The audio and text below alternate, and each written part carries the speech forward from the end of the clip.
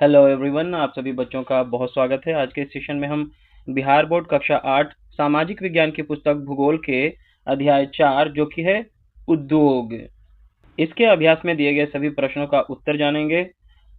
पहला प्रश्न है, निम्नलिखित प्रश्नों के उत्तर दीजिए। यहाँ पे 3 प्रश्न पूछे गए हैं, एक एक करके हम इनका उत्तर जानेंगे। दूसरा प्रश्न है, अंतर स्पष्ट कीजिए। यहाँ पे भी 2 प्रश्न पूछे गए हैं। और तीसरा जो प्रश्न है वो है, दिए गए स्थानों में निम्नलिखित के 2-2 उदाहरण दीजिए। ठीक है, तो आइए शुरू करते हैं आज का ये सेशन। पहला प्रश्न है, निम्नलिखित प्रश्नों के उत्तर दीजिए। तो इसका जो पहला नंबर है, उद्योग शब्द का क्या तात्पर्य है। तो इसका उत्तर आप लिखेंगे, उद्योग एक आर्थिक गतिविधि है जिसमें कच्चे माल को संसाधित करके अधिक मूल्य वाले उपयोगी उत्पादों में बदला जाता है। इसमें वस्तुओं का उत्पादन, खनिजों का निष्कर्षण तथा सेवाओं की व्यवस्था शामिल होती है। इसी का दूसरा प्रश्न है कि वे कौन से मुख्य कारक हैं जो उद्योग की अवस्थिति को प्रभावित करते हैं। तो इसका उत्तर इस तरह से लिखेंगे, उद्योग की अवस्थिति को प्रभावित करने वाले मुख्य कारक हैं। पहला, कच्चे माल की उपलब्धता। दूसरा, भूमि। तीसरा है जल। चौथा, श्रम।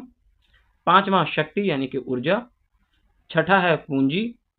सातवां, परिवहन। और आठवां है बाजार। तथा नौवां है संचार। चलिए, तो एक का तीसरा नंबर क्वेश्चन है, कौन सा उद्योग प्रायः आधुनिक उद्योग का मेरुदंड कहा जाता है और क्यों, यानी कि रीढ़ की हड्डी कहा जाता है कौन से उद्योग को। तो इसका उत्तर है, लोहा इस्पात उद्योग को आधुनिक उद्योग का मेरुदंड कहा जाता है क्योंकि इसके द्वारा निर्मित इस्पात का उपयोग मशीनें, वाहन यानी कि मोटर गाड़ियां, रेल, भवन, पुल तथा अनेक उद्योगों में कच्चे माल के रूप में किया जाता है। इसलिए लगभग सभी उद्योग इस पर निर्भर हैं। प्रश्न संख्या 2 है, अंतर स्पष्ट कीजिए।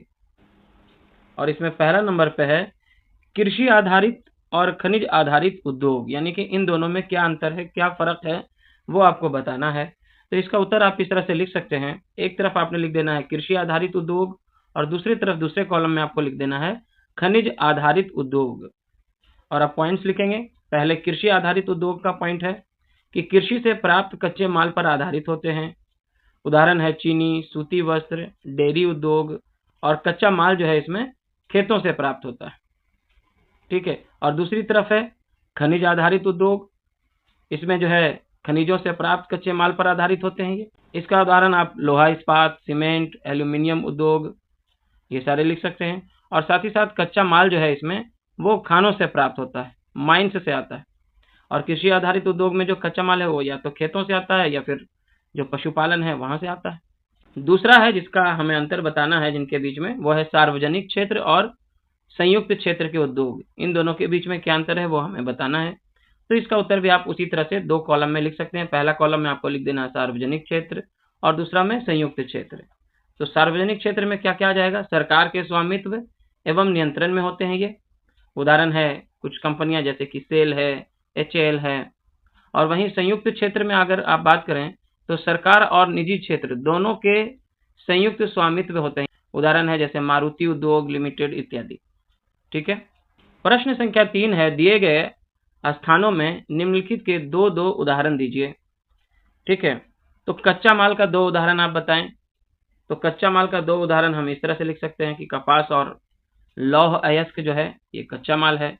ठीक है, और कपास से जो है फिर आगे इसे प्रोसेस करके कपड़े बनाए जा सकते हैं। लौह अयस्क से जो है लोहा निकालने के बाद उससे कई तरह की चीजें बनाई जा सकती हैं। इसी तरह से अंतिम उत्पाद का आपको 2 उदाहरण देना है।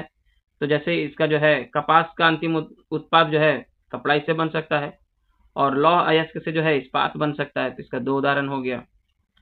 तीसरा में यहाँ पे दिया है तृतीय क्रियाकलाप, खाली स्थान और खाली स्थान। तो यहाँ पे 2 जो उदाहरण हमें देना है, इसका उत्तर हो सकता है परिवहन और बैंकिंग, है ना, जो आमतौर से सर्विस सेक्टर होते हैं। चलिए, इसी में चौथा नंबर है कृषि आधारित उद्योग, खाली स्थान और खाली स्थान।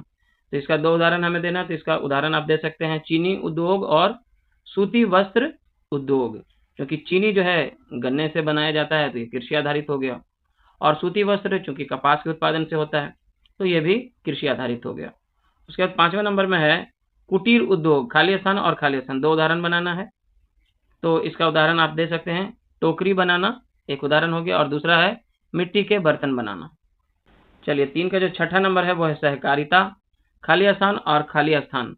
तो यहाँ पे आप इसके उदाहरण में लिख सकते हैं अमूल और सुधा डेयरी।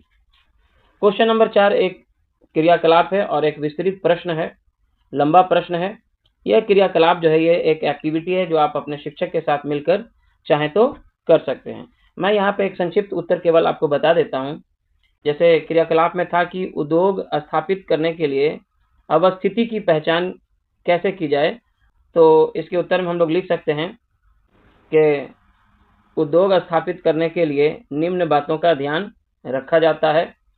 पहला ये कि कच्चे माल की उपलब्धता होनी चाहिए, दूसरा जो है जल की उपलब्धता होनी चाहिए, तीसरा श्रमिकों यानी कि जो लेबर होंगे वहाँ पे लेबरर्स होंगे उनकी उपलब्धता होनी चाहिए, चौथा ऊर्जा का स्रोत होना चाहिए, बिजली हो, कोयला हो या जो भी ऊर्जा का स्रोत हो वो होना चाहिए, परिवहन की सुविधा होनी चाहिए। उसके बाद जो है बाजार की निकटता होनी चाहिए जहाँ पे जो फिनिश्ड गुड्स है, जो रेडी प्रोडक्ट है उसको सेल किया जा सके। उसके बाद 7वां नंबर पे भूमि होनी चाहिए, और 8वां नंबर पे कोई भी बिजनेस करने के लिए उद्योग को चलाने के लिए पूंजी का होना ज़रूरी है, कैपिटल का होना ज़रूरी है। और इसी के साथ हमारा ये सेशन यहाँ पे हो जाता है कंप्लीट। Thanks for watching.